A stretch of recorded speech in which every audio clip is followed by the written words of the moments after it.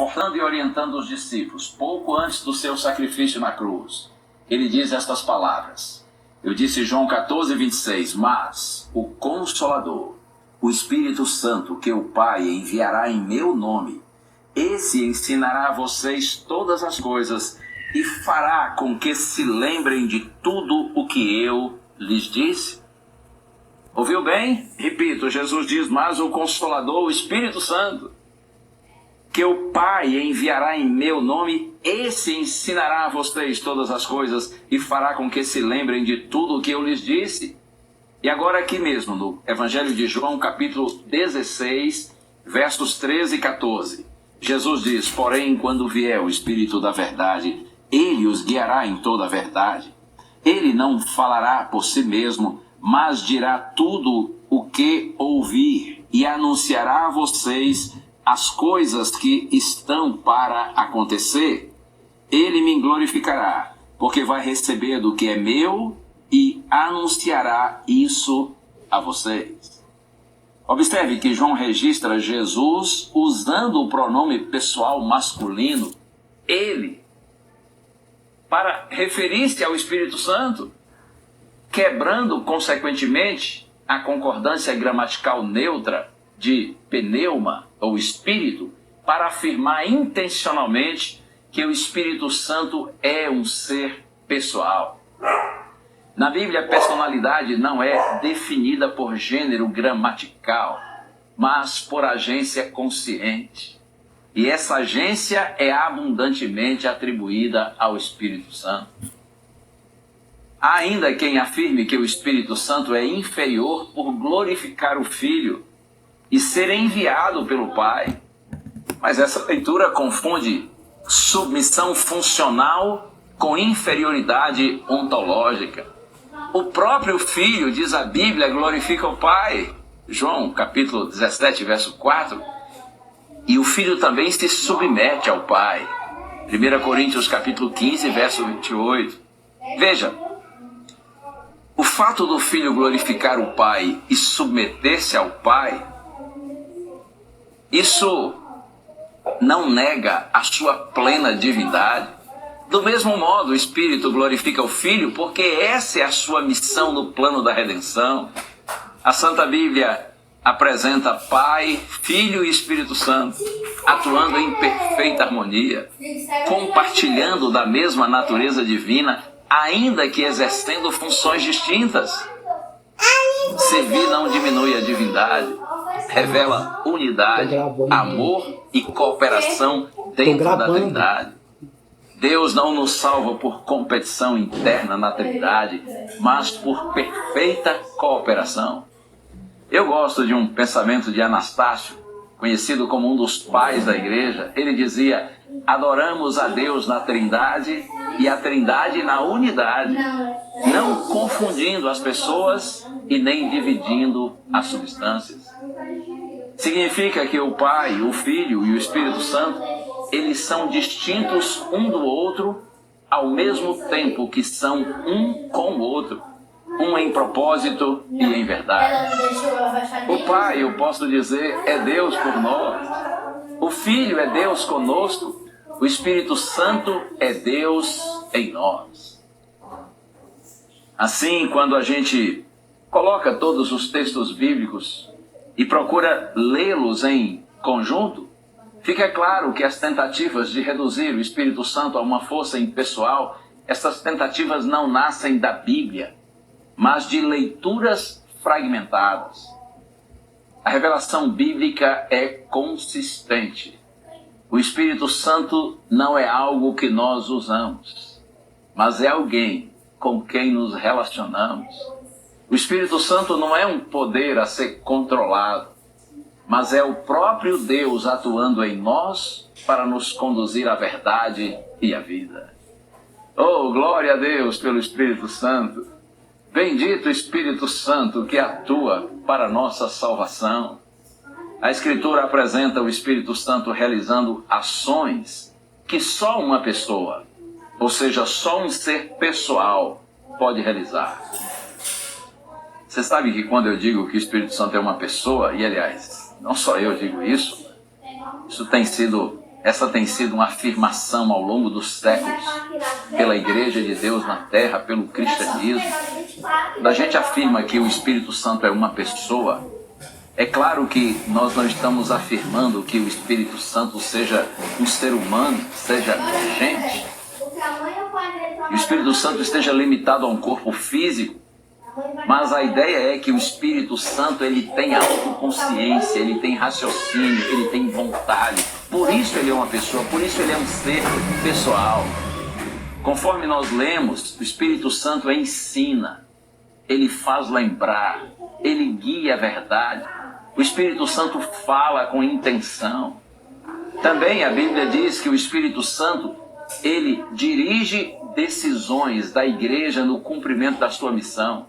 Eu vou ler esse texto para você, inclusive, que está aqui no livro de Atos dos Apóstolos, capítulo 13. Se você tem a Bíblia aí e quiser acompanhar a leitura no seu próprio livro, Atos dos Apóstolos, capítulo 13. Vou ler o verso 2, está escrito assim: enquanto eles estavam adorando o Senhor e jejuando, o Espírito Santo disse: separem-me agora, Barnabé e Saulo, para a obra a que os tenho chamado. Veja que interessante isso, não é? Repito, enquanto eles estavam adorando o Senhor e jejuando, o Espírito Santo disse: separem-me agora, Barnabé e Saulo, para a obra que os tenho chamado. Não é interessante isso? Não é maravilhoso pensar nisso? O Espírito Santo disse: separem-me para a obra, Barnabé e Saulo. E agora no capítulo 15, verso 28, aqui pertinho. Atos dos Apóstolos, capítulo 15, no verso 28, está escrito assim: pois pareceu bem ao Espírito Santo e a nós não impor a vocês maior encargo além destas coisas. Pareceu bem ao Espírito Santo. O apóstolo Paulo afirma também que o Espírito Santo, ele fala expressamente. Isso está na primeira carta a Timóteo, capítulo 4, verso 1. E na carta aos Romanos, Paulo declara que o Espírito Santo, ele sonda os corações e ele intercede segundo a vontade de Deus. Romanos 8, verso 27. Além disso, o Espírito Santo sente. Tanto é que ele pode ser entristecido, Efésios 4:30. O Espírito Santo também pode ser resistido, Atos 7:51, e contrariado. Isaías declara que o povo se rebelou e entristeceu o Espírito do Senhor. Isaías 63, verso 10. Você percebe todos esses textos que eu estou citando? Fica evidente que o Espírito Santo não é simplesmente uma força, uma energia ou um poder, mas um ser pessoal. Paulo reforça essa verdade ao advertir novamente: não entristeçais o Espírito Santo de Deus. Efésios 4, verso 30. Essas expressões, elas não se aplicam a uma energia impessoal, mas a uma pessoa que ama e que se envolve. O Espírito Santo também exerce vontade própria. A Bíblia diz, primeira carta aos Coríntios, capítulo 12, verso 11, que ele distribui os dons espirituais como lhe apraz. Ou seja, de acordo com sua vontade, de acordo com sua própria decisão. É também o Espírito Santo quem separa pessoas para a missão e dirige a igreja. E você notou, no texto que eu li aqui em Atos, capítulo 13, no verso 2, eu posso até reler. Você notou um detalhe aqui interessante? O Espírito Santo fala diretamente e em primeira pessoa.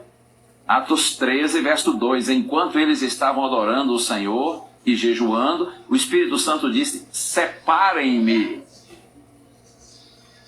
Barnabé e Saulo, para a obra que os tenho chamado.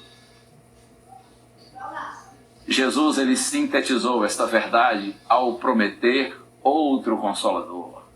Esse é o texto conhecido, não é? João capítulo 14, verso 16. João 14, verso 16. Jesus diz assim, e eu leio para você: e eu pedirei ao Pai, e Ele lhes dará outro Consolador, a fim de que esteja com vocês para sempre. A palavra usada por Jesus, referindo-se ao Consolador, é a palavra grega Paracletos, que significa alguém chamado para estar ao lado, um auxiliador pessoal. E ao dizer outro, Jesus não prometeu uma força diferente ou impessoal, mas alguém da mesma natureza, que continuaria sua própria obra junto aos discípulos. O Espírito Santo, creia, ele não substitui Jesus, ele torna Jesus presente. A Bíblia não apenas apresenta o Espírito Santo como pessoa, mas como plenamente divino. Ele possui atributos que pertencem somente a Deus. Ele é onisciente, conhecendo até as profundezas do próprio Deus. Primeira carta aos Coríntios, capítulo 2, versos 10 e 11. Ele também é onipresente, conforme declara o salmista ao afirmar que não há lugar onde se possa fugir do Espírito do Senhor. Salmo 139.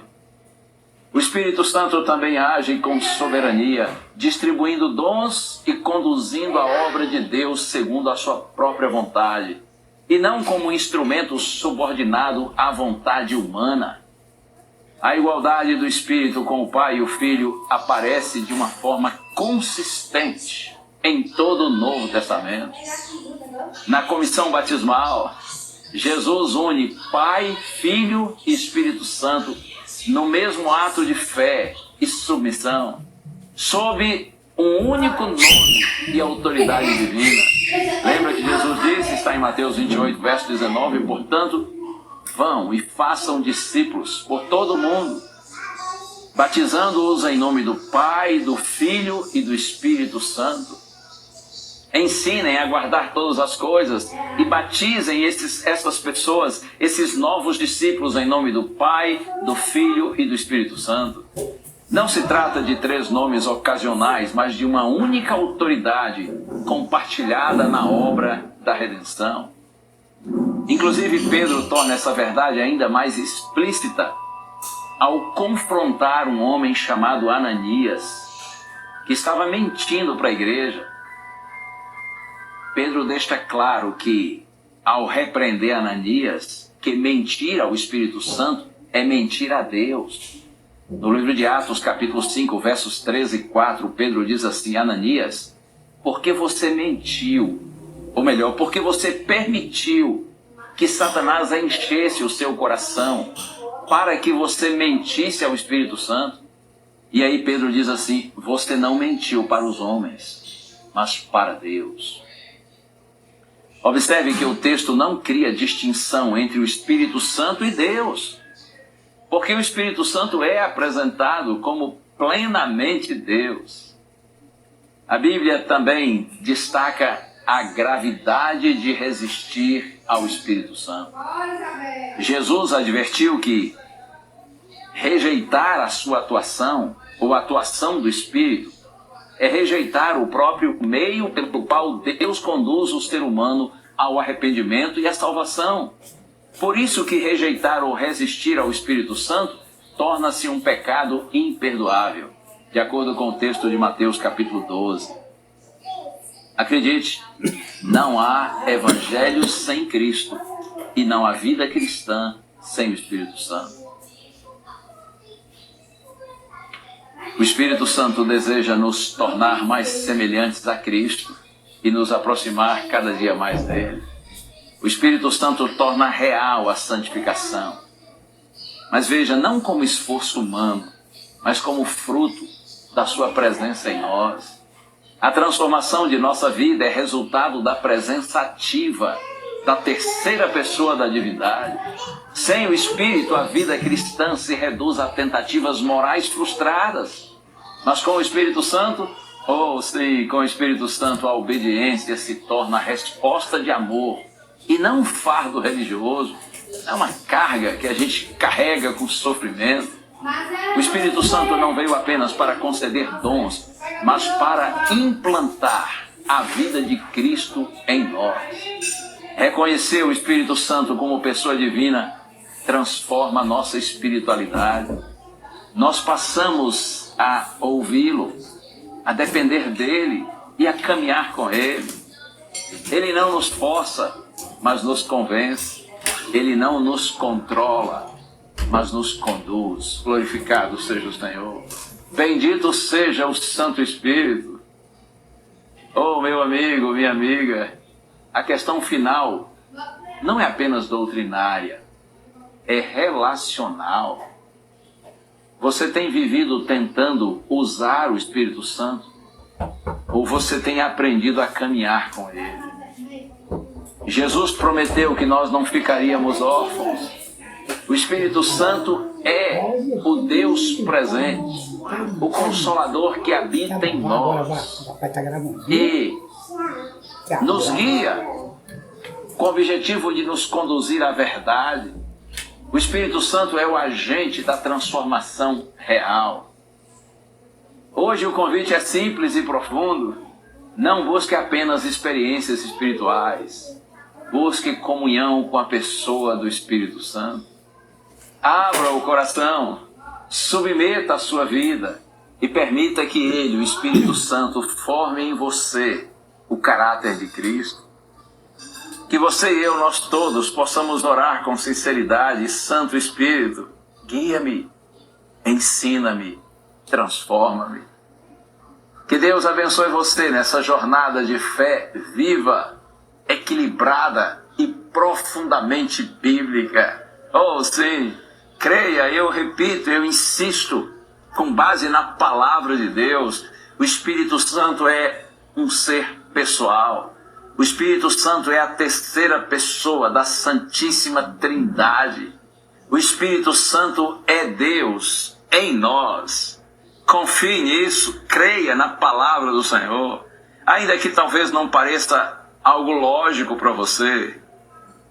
Veja, a Bíblia não se preocupa em apresentar o Espírito Santo, a pessoa do Espírito Santo, tentando nos convencer quem Ele é. Nós temos muito mais de informação na Bíblia a respeito da obra do Espírito Santo. Porém, o que temos na palavra de Deus a respeito da pessoa do Espírito Santo é suficiente para nós entendermos que, de fato, Ele é um ser pessoal e divino. Eu me lembro uma vez, acho até que já mencionei isso aqui numa outra mensagem aí, algum tempo atrás, uma vez conversando com o Senhor, e o nosso tema era sobre o Espírito Santo. E ele, com muita sinceridade, em algum momento me disse assim: pastor, eu não tenho dificuldade de acreditar que Deus, o Pai, Ele é uma pessoa. Eu também não tenho dificuldade de acreditar que Jesus, o Filho, é uma pessoa. Mas para mim é estranho entender que o Espírito Santo é uma pessoa. E interessante, quando nós estávamos falando, eu percebi uma coisa. E até já mencionei isso aqui no sermão hoje. Eu entendi que na cabeça dele, quando a gente diz que o Espírito Santo é uma pessoa, ele estava comparando a ideia de gente. E eu disse para ele: mas deixa eu explicar uma coisa para o senhor. Quando a Bíblia diz que o Espírito Santo é uma pessoa, assim como o Pai e o Filho, não é que seja gente, não é que seja ser humano, não é que seja reduzido a um corpo humano. A ideia é de que é um ser pessoal, que tem inteligência, que tem vontade própria, que tem raciocínio próprio. É nesse sentido que o Espírito Santo é uma pessoa. E é nesse mesmo sentido que o Pai e o Filho também são pessoas.